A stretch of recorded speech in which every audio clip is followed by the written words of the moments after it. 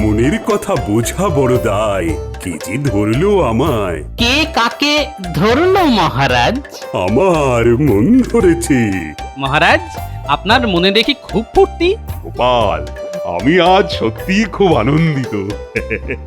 আমার আনন্দের কোনো সীমা পরিসীমা নেই। আনন্দের হেতু?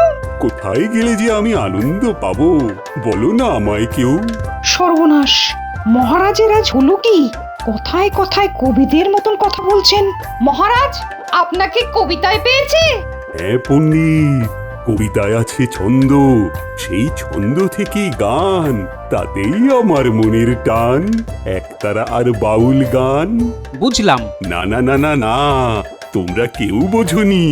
এ বোঝা বড় কঠিন কাজ গোপাল, বড় কঠিন কাজ।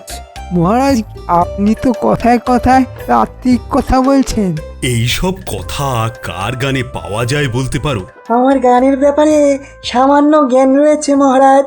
এ গান বর্তমান সময়ের অত্যন্ত বলিষ্ঠ গায়ক বাউল সম্রাটের। হ্যাঁ, তুমি ধন্য বিজ্ঞানী, ধন্য তোমার বিজ্ঞান সাধনা। গানের সাথে বিজ্ঞানের যে যোগ রয়েছে মহারাজ। গানে আছে সুর, তাল, ছন্দ, বিজ্ঞানে আছে ছন্দ, তাল, লয়। হ্যাঁ, তুমি আমায় খুশি করে দিলে বিজ্ঞানী। এই না, এই নাও আমার বহুমূল্য রত্নহার। ব্যাস, আবার অপাত্রে দান শুরু হলো। বিজ্ঞানীকে ওই হার দিয়ে লাভ কি? হ্যাঁ, না বউ আছে না বাচ্চা আছে। আমিও একটা ভুজুং ভাজুং দিয়ে মহারাজকে খুশি করি। হা হা, মহারাজ কি কথা শোনালেন? এই কথার কি অর্থ? অর্থ বুঝেছ মন্ত্রী? বাবা বাবা বাবা, দেখো গোপাল দেখো, মন্ত্রী এই তাত্ত্বিক কথার অর্থ বুঝেছে। মন্ত্রীমশাই ধন্য। এবার অর্থগুলো একটু ব্যাখ্যা করুন তো। টেকোটা তো মহা বদমাস, ঠিক একটা কিছু ফোড়ন কেটে আমাকে বিপদে ফেললো। হ্যাঁ, আরে বলো বলো বলো, থেমে থেকো না। এই ছন্দে মনের কথা বোঝা বড় দায়, কে ধরলো আমায়। এতে আমাকে কে ধরেছে বলো তো? কি আবার ধরবে মহারাজ? মহারাজ, যার গান থেকে আপনি অনুপ্রেরণা পেয়েছেন তিনি আপনাকে ধরেছে। তোমার মুন্ডু, তুমি আর এসবের মধ্যে আসতে চেও না। এই বাউল গান তোমার বোঝার বস্তু নয়। গোপাল, তুমি কি বলতে পারো? আমি চেষ্টা করতে পারি মহারাজ। এইখানে যে মন অর্থাৎ হৃদয়ের কথা বলা হয়েছে, মনের ইচ্ছা আকাঙ্ক্ষা সবকিছুই ঈশ্বর নিয়ন্ত্রণ করেন। তাই পরমাত্মা ঈশ্বর আপনার মনের কথা একমাত্র বুঝতে পারেন। তিনি আপনার হৃদয় ধরেছেন। সাধু সাধু। সাধু সাধু, আহ কি ব্যাখ্যা দিলে।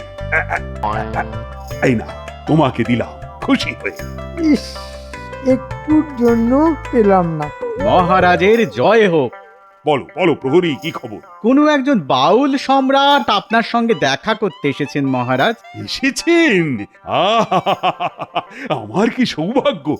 ওনাকে পাঠিয়ে দাও, পাঠিয়ে দাও। ইনি আবার কিনি? কথা ছিড়ি দেখো। এই মন্ত্রী, তুমি দূরে দাঁড়াও। যত দিন যাচ্ছে তুমি একটা অশিক্ষিত হচ্ছ। মহারাজ, এই কি সেই বাউল সম্রাট যিনি নবাবের থেকে বাউল সম্রাট উপাধি পেয়েছিলেন? তুমি জানো গোপাল? বাবা বাবা বাবা বাবা, আমার গোপাল সব জানে। প্রভু আপনাদের মঙ্গল করবেন। আসুন আসুন বাউল সম্রাট। এই মন্ত্রী, হাঁ করে দাঁড়িয়ে দেখছো কি? ওনার বসার আয়োজন করো। কোথায় বসাবো? মানে মন্ত্রীকে? আমি না তুমি? আজ্ঞে মহারাজ, আমি। মহারাজ, বাউল সম্রাট আমার আসনে বসুন। ওনাকে আমার আসন ছেড়ে দিয়ে কৃতার্থ হই। আসুন বাউল সম্রাট, আমার আসনে বসুন। গোপাল, তুমি মহান। মন্ত্রী মন্ত্রী, দেখো দেখো, গোপালকে দেখে শেখো। কি দেখবো আর কি শিখবো মহারাজ? আমি তো আপনার পাশে দাঁড়িয়ে সারাটা দিন কাটিয়ে দিলাম। ঠিক, তোমাকে বসতে দেওয়াই উচিত নয়। শোনো, যে কথাটা এখন বলবো, আমি একটা বাউল গানের আসর বসাবো ঠিক করেছি, এবং এই বাউল গানের এই আসরটাকে খুব ভালোভাবে প্রচার করতে হবে। আসছে রবিবার সেই আসর বসবে। বাহ বাবা, খুব ভালো প্রস্তাব। মন্ত্রী, আজ থেকেই তুমি তাহলে প্রচারের ব্যবস্থা করো। উফ, যত জ্বালা আমার। কাজ করব আমি, আর আমাকে নিয়েই রগড় করা। দাঁড়াও গোপাল, তোমাকে মজা দেখাবো। মহারাজ, আজ তো বুধবার, হাতে মোটে 4টে দিন, কিভাবে এসব হবে?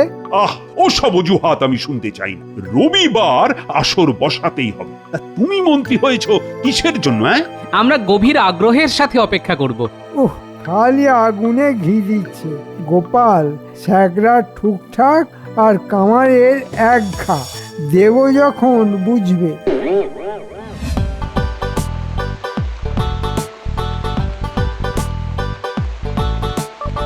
এ কি পণ্ডিত মশাই, আমরা রাজসভায় বসে আলোচনা করছি আর এদিকে বাইরে বৃষ্টি ভাসিয়ে দিচ্ছে।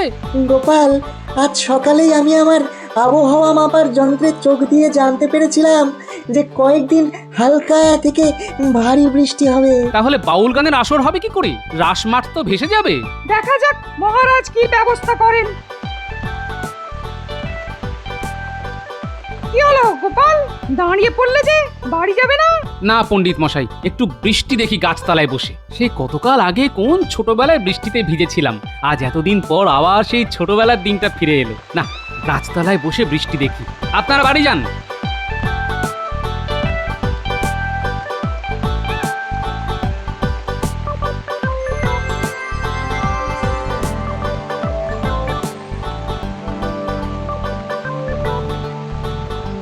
গোপালের সবকিছুই কিরকম অদ্ভুত। হ্যাঁ, একটু আলাদা মানুষ, খেপাটে। হ্যাঁ, না, দাঁড়িয়ে দাঁড়িয়ে বৃষ্টি না দেখে গাছের তলায় বসে পড়ি, বসে বসে বৃষ্টি দেখি আর বৃষ্টির গান গাই।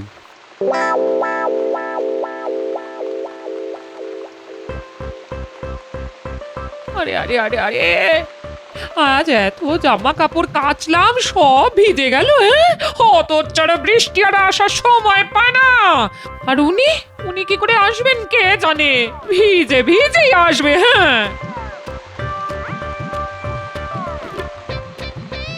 হ্যাঁ, এই কি গো, বলি ভিজে ভিজে এলে যে? এই একটু ছোটবেলায় ফিরে যেতে ইচ্ছে করলো গিন্নি, তাই ভিজলাম। এ মা, তোমার ধুতি তো কাদায় মাখামাখি, কাল কি পরে যাবে? কেচে পাখা নেড়ে নেড়ে শুকিয়ে নেব। এখন কাচবে কি? আমি এত এত কাপড় কেচেছি আজ, আমার গা গতরে খুব ব্যথা। হ্যাঁ, আহা, তুমি যদি না কাচো তবে আমি কাচবো, কি আর করবো। কত করে বলেছি, আর একটা ধুতি কেন?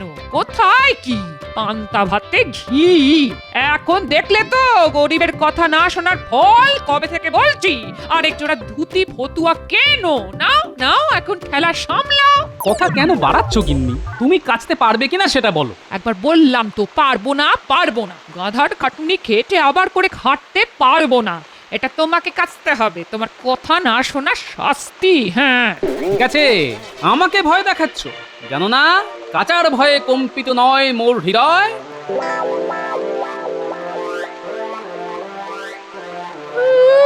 রাগ দেখানো হচ্ছে। কি হলো? বসে বসে কি করছো? গিন্নি, ফন্দি করছি। কিসের ফন্দি? তোমার কোনো ফন্দি তো কাজে মোটে লাগে না, শেষমেশ ওই গোপালের কাছে হেরে যাও।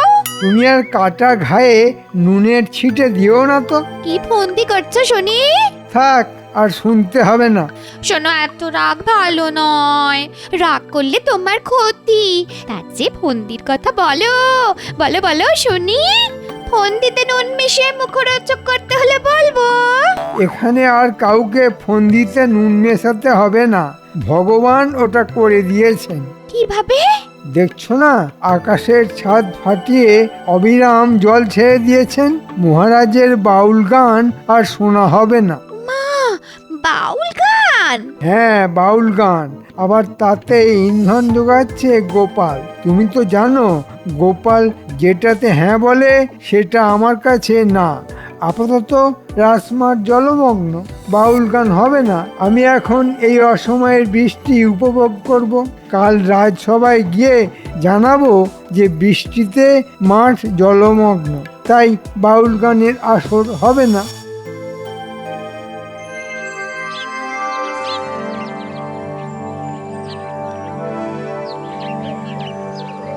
কই গো গিন্নি, দেখো দেখো কি সুন্দর করে আমি আমার ধুতি কেচেছি দেখো। শুনে রাখো গিন্নি, যে রাঁধে সে চুলও বাঁধে। ওই দেখি দেখি দেখি কেমন কেচেছো দেখি।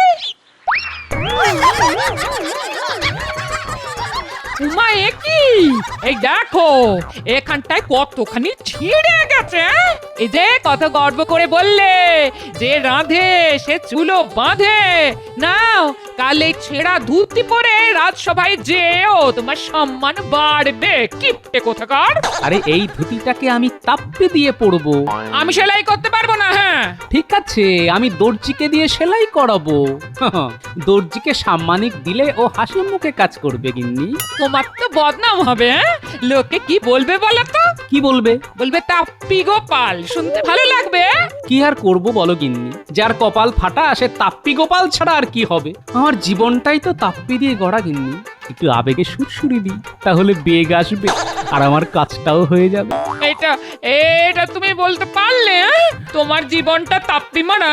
তবে না তো কি, একটা ধুতিতে তাপ্পি মারবে সেটাও যখন করবে না, তখন আর জীবন সম্পর্কে কি ধারণা হতে পারে বলো? ঠিক আছে দাও, তোমার ধুতিতে তাপ্পি মেরে দিচ্ছি। হ্যাঁ পথে এসো গিন্নি।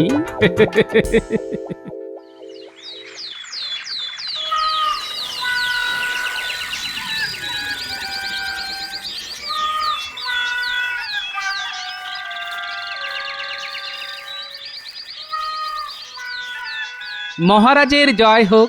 বলুন বাউল সম্রাট, আপনার কুশল তো? আরে এ কি গোপাল, তুমি এটা কি পরেছো? কেন মহারাজ, ধুতি? ধুতিতে তো তাপ্পি দেওয়া মনে হচ্ছে। মহারাজ, এই ধুতি আমি জামাই ষষ্ঠীতে পেয়েছি।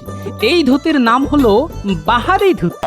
এই ধুতি আমার শ্বশুর বাড়ির পাড়ায় খুব পাওয়া যায়। বাহারি ধুতির কতই না বাহার, আর এই মন সকলখানে শুধু মিছে মায়াই করে চলে। শেষকালে যে সবই পড়ে থাকবে এই গগনে, কিছুই যাবে না যে সাথে। সাধু সাধু। ধন্যবাদ ধন্যবাদ। মহারাজের জয় হোক।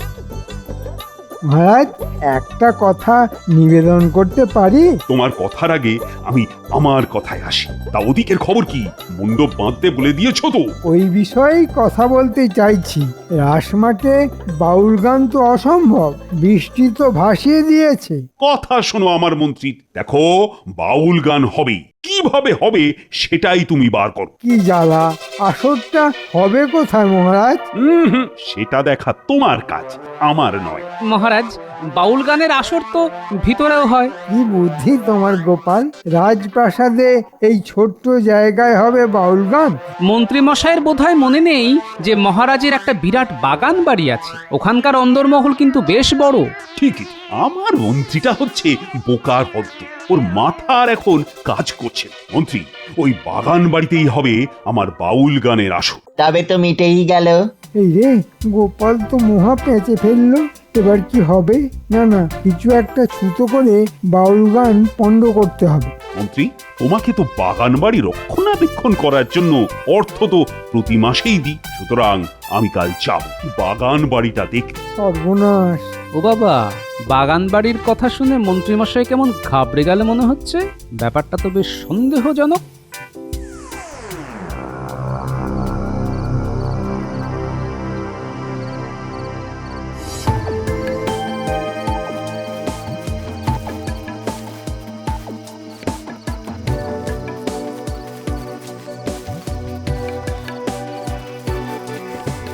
ঘটা ঘটা, বাড়ি আছিস নাকি? আছি মন্ত্রী মশাই, ভেতরে আসুন। এবার বলুন আমাদের কি করতে হবে? শোন, এবার মহারাজের ইচ্ছে হয়েছে যে বাউল গানের আসর বসবে। বৃষ্টির জন্য বাগান বাড়ির ভেতরে বসবে। তোদের একটা কাজ করতে হবে, সারা রাজ্যের মানুষকে বলতে হবে যে বাগান বাড়িতে ভূত আছে। মহারাজ অত সহজে বিশ্বাস করবেন? আবার ওখানে গোপাল আছে। দশচক্রে ভগবান ভূত হয়। শোন, তোরা কাল রাজসভায় সব প্রজাদের একে একে পাঠাবি। সবাই মিলে বললেই ভগবান ভূত হয়ে যাবে। ঠিক আছে, কাজ হয়ে যাবে। খুব খাটুনির কাজ। কিছু অগ্রিম পাওয়া যাবে মন্ত্রী মশাই? বাবা, তোরা তো এখন অগ্রিম ছাড়া কথা বলছিস না। ঠিক আছে, রাখ, কাজ হলে ঠিক খুশি করে দেব। এখন চলি।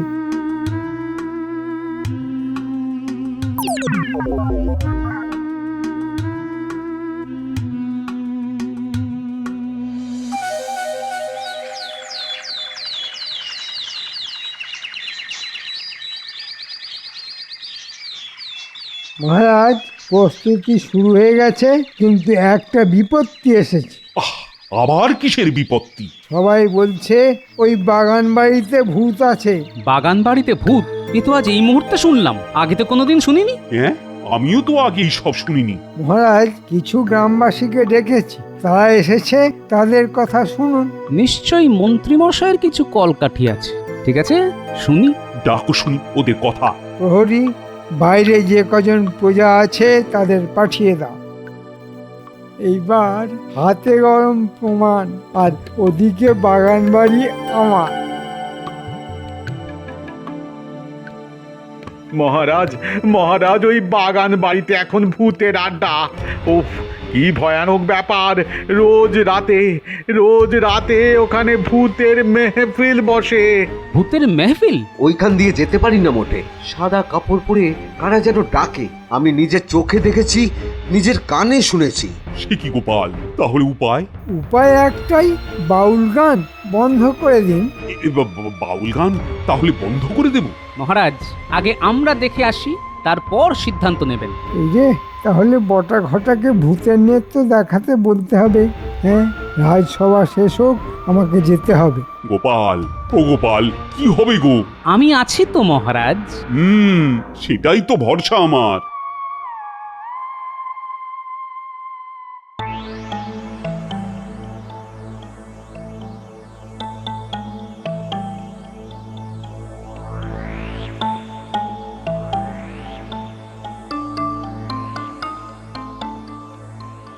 খুব চিন্তিত মনে হচ্ছে আপনাকে মহারাজ।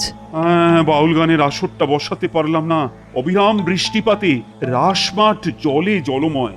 বাগান বাড়িতে করব বলে যখন মনস্থির করলাম, তখন গ্রামবাসীরা এসে বলল বাগান বাড়িতে নাকি ভূত আছে। বলো প্রহরী, বল, কি সংবাদ?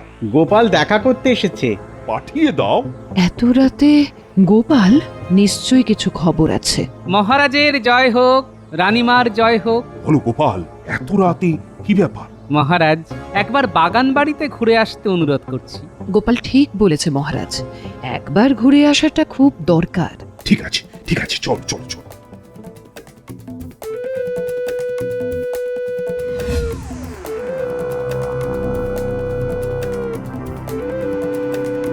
বটা ঘটা, ভূত সেজে প্রস্তুত থাক। এই দেখুন, এই সাদা ধুতি মাথায় ঢাকবো আর তারপরে নাচ শুরু করব, ভূতের নাচ। আপনি কিচ্ছু ভাববেন না, সব ঠিক হয়ে যাবে। আপনি আমাদের দেখুন, আমরাও আপনাকে দেখব। মহারাজ, শুনলেন তো? শুনলাম গোপাল, তলে তলে এত। আমার শুরু থেকেই সন্দেহ ছিল। আমার ইচ্ছে করছে যে এক্ষুনি মন্ত্রীকে ধরে শুলে চড়াই। আপনার প্রথম কাজ হবে বটা ঘটার গ্রামবাসীদের আটক করে কাল সভায় আনা। ঠিক বলেছ। চলো, যা দেখার আমি দেখে নিয়েছি।